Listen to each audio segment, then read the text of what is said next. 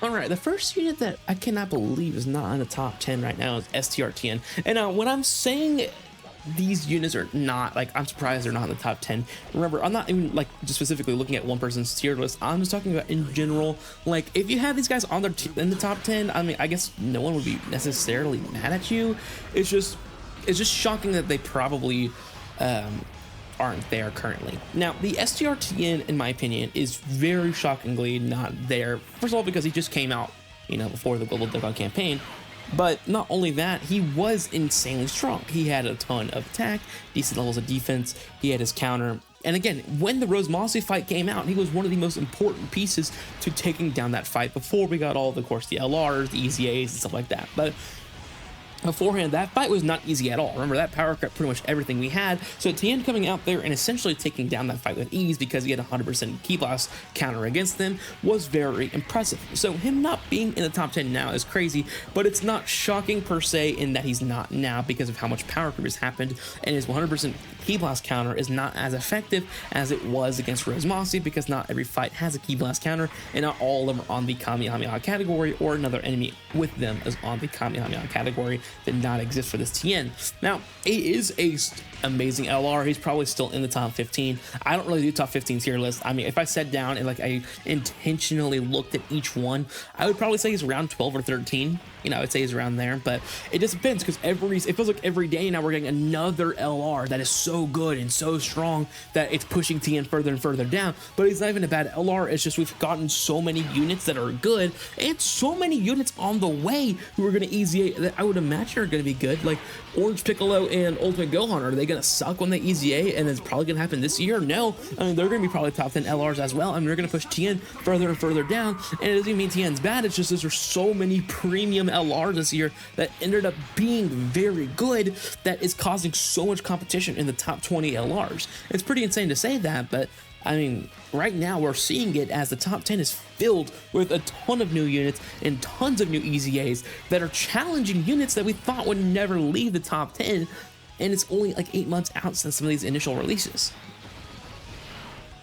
All right, next we have LR Int, Vegeta, and Trunks. Now, some people would have them in their top 10. I think with the release of LR AGL's Golden Frieza, probably not. But I'll talk about AGL Golden Frieza in here in just a little bit before we continue on. But the Vegeta and Trunks, in my opinion, are a very strong unit. I get that they can struggle in short content, so I understand why they aren't in the top 10 right now, but they're a vital piece in festival battles, which I don't care what you want to say right now. And as much as I was once a hater of festival battles, we can no longer challenge it as not a relevant mode. I used to say they're not going to add missions to it, so why does it matter? They clearly just added missions to it, and now we all look dumb, but it's just more so the fact that, festival battles is something that does matter. So when we have units like LR and Vegeta and Trunks, who are, a key piece of allowing your runs to go a lot smoother in festival battles, he's a relevant unit, and it's going to show. Now, he's not going to be in the top 10 because he's only good in festival battles and some fights as special battles and some fights of Blue Zone. You need to be strong in all content all the way around,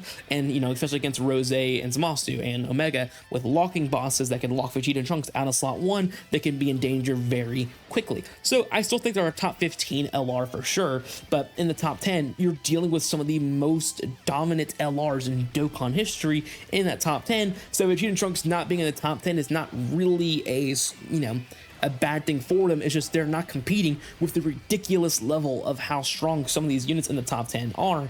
And Vegeta and Trunks has their own niche way of shining, in festival battles and such, which, and weirdly enough, is not exactly how I thought they would end up becoming. More so, like, I didn't think Vegeta and Trunks was going to end up being a unit you were more so meant to bring in festival battles, especially because they're known to be, a very tanky unit when they came out. But it's not an awful pivot, especially because, again, we have so many units that already fulfill that role. It's kind of nice to have a different player or a different new role for this unit that allows them to still be very useful. So again, I understand that it was disappointing for some people to see him not be as strong as we hoped he would be, but he is still a very good unit and a dominant unit in festival battles. All right, TEQ Broly is here, and it's crazy that he's on the top 10 still.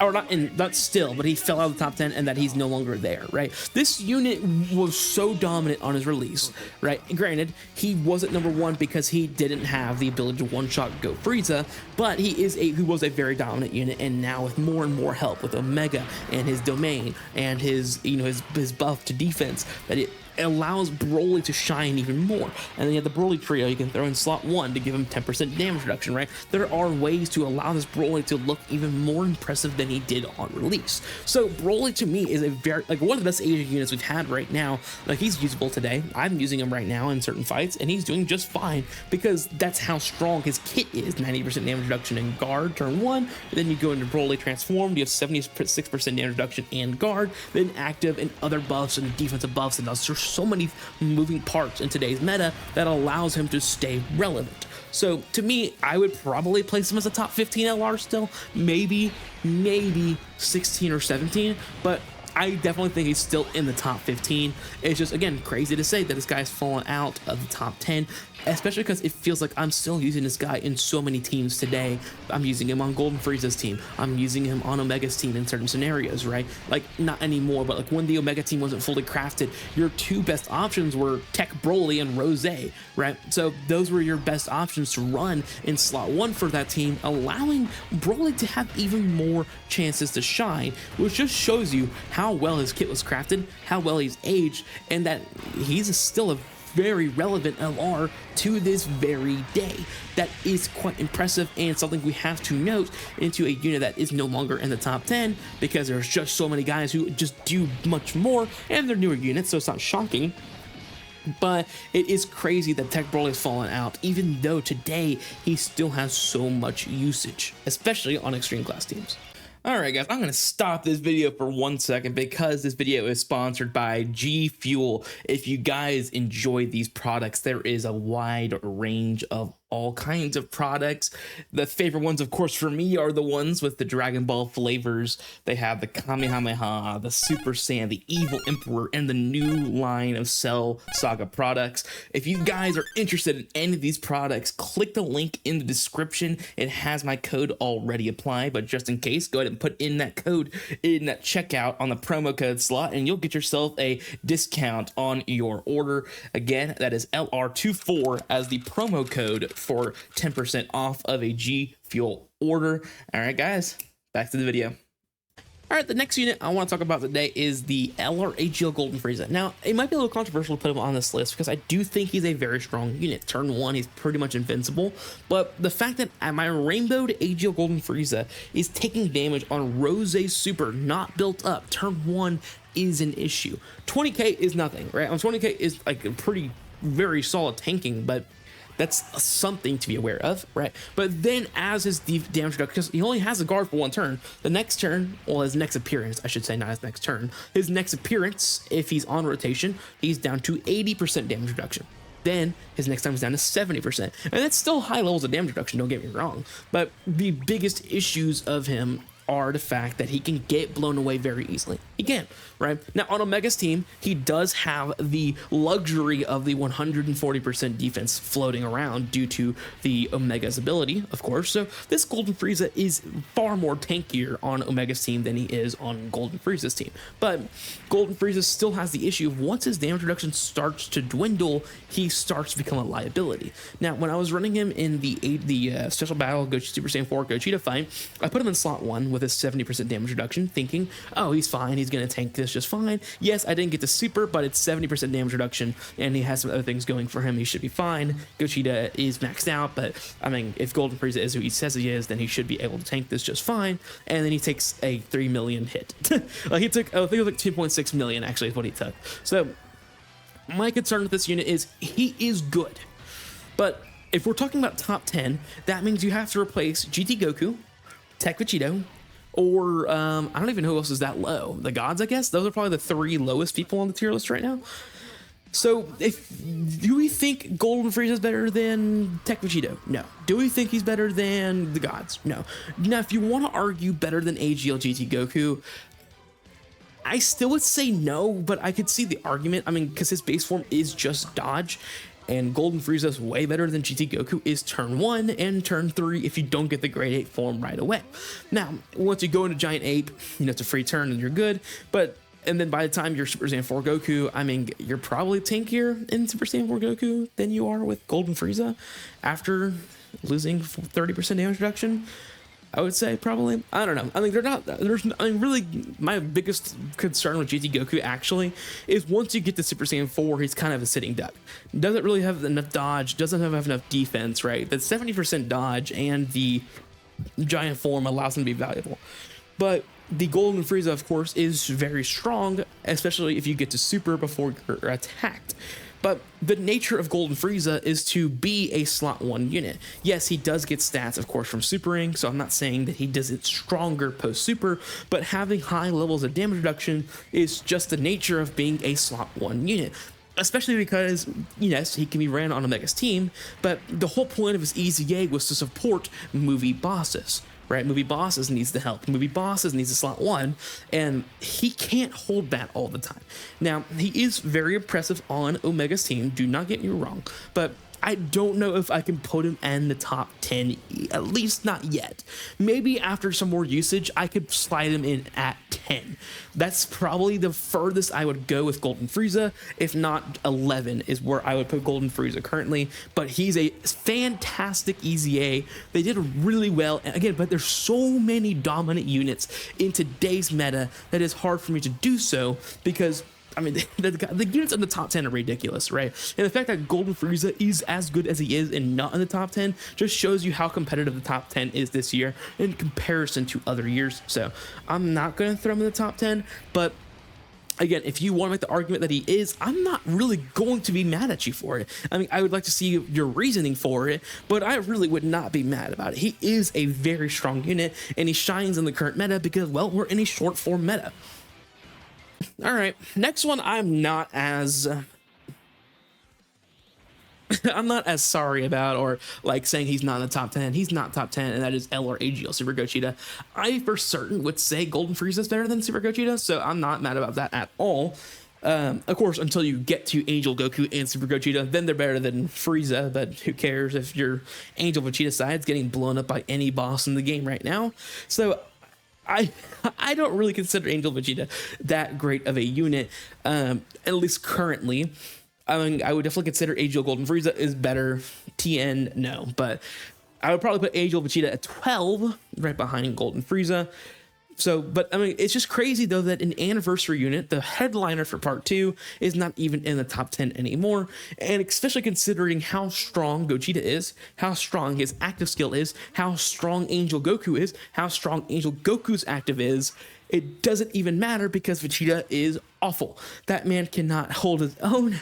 He can't eat AoEs. He can't do anything. He's completely useless. He's completely useless. Like, he is lucky that he has the access to TEQ Golden Frieza's redirect now, because otherwise this guy has no hope. I hate running this guy. Like, I love his leader skill. I love Gogeta. I love everything else about the card. I just can't get myself to run that base form. He just dies way too often, and it just is sad because movie heroes really needed the buff, right? Right now we have a Golden Frieza who needs movie heroes on his team. I can't even run Angel Vegeta in the Rose and Zamasu fight because he keeps dying. I mean, eventually I won with him on the team, but that was after like 20 rerolls because this guy kept getting me sold. Eventually though, we got the redirect set up perfectly with Vegeta so that when he came back around, he ushered, but a lot of times was I would have Golden Frieza, you know, but they would lock Golden Frieza in slot 3, which means Angel Vegeta would still be on main rotation. So when turn 3 rolled back around, Rose would just snipe Vegeta and it was over. So it's really hard for me to see this guy's out the top 10 because he's an anniversary unit, a Dokkan Fest LR headliner while we're at it. But this unit is not good in the current meta. When we get back to stacking meta, absolutely, this guy is fantastic. Once we get to longer form meta, this guy is fantastic because you don't have to worry about the garbage base form that this Gogeta has. But currently, this guy is not that usable. If you can figure out ways to get around his first turn, he's fine. But outside of that, I would not recommend use this guy too much. But if you love the unit, feel free to use him. He has amazing leader skill. But I just cannot get myself to run this guy because he just constantly is dying. All right, the final unit I want to look at today is the LR STR Beast Gohan. I have to include him on this list because it's Beast Gohan. He's aged incredibly, right? And he actually has some usage in these newer fights. Not as much usage as he once did, of course, when he was, his prime. And it does require some niche scenarios like, being with your active skill up and with all in the family up and with the certain support up or whatever, right? Like he does need some moving parts in order for Beast Gohan to still be somewhat relevant. But my Rainbow Beast Gohan with active up generally most times than not is able to handle some bosses. Like for example, the Blue Zone stage 4, he can handle that fight pretty well, especially if you get the super and you get to lower the attack of the opponent just a tad. And then of course in the Rosemasu fight, he can hold his own once he gets his active skill up. So, he has uses, of course. He's definitely, he's probably just at the edge of the top 15, if not maybe 16. But it's crazy to think that this guy who was once one of the most dominant units in history has fallen off pretty quickly off of this top 10 to the top 15. But can you blame him? It's just simply the fact that he's just...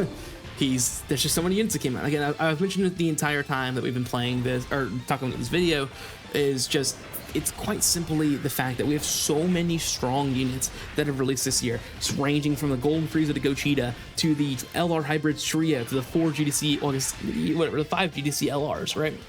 All of these guys have created such a crazy precedent to what we know, right? Like, it changed everything with the power creep, and they released units to match that power creep. So it's not shocking that a lot of units we thought was once dominant no longer feel as dominant because the gap between such metas are so huge. So again, it's crazy that he's not on here, but that's due to the power creep and how nasty it was. It's not the craziest thing in the world. But let me know in the comments below what you guys think. If you guys enjoyed the video, hit the like, comment below what units you agree with and what you disagree with. If you guys enjoyed the video, click the first link in the description. That'll be to all my Dokkan Battle videos in general that are voiced, and then my second links to all my Dokkan Battle content videos in general. And I will see you guys in the next one. Make sure to click that link in the description below. If you guys are interested in G Fuel products, you'll get 20% off your order when you use code LR24. And I'll see you guys in the next one.